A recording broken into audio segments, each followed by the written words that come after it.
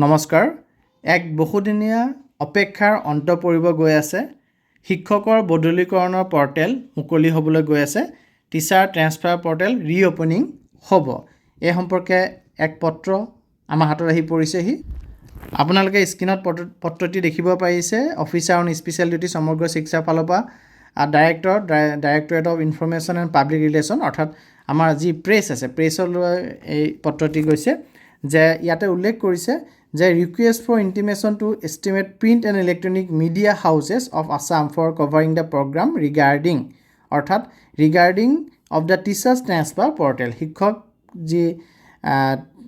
ট্ৰান্সফাৰৰ portal আছে বদলীকৰণৰ portal তাক ৰিঅপেনিং হ'বলৈ গৈ আছে আৰু সেই সম্পৰ্কে সেই প্ৰগ্ৰামটোক কভাৰ কৰিবৰ কাৰণে সেই প্ৰগ্ৰামটো সম্প্ৰচাৰ কৰিবৰ কাৰণে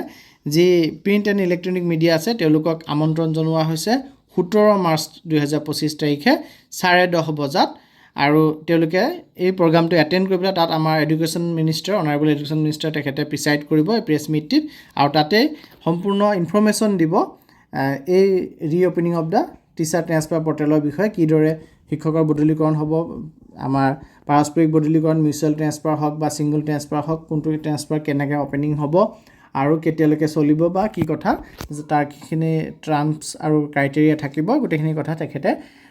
17 মাৰ্চ তাৰিখে 10:30 বজাত প্ৰেছক জনাব গতিকে প্ৰেছ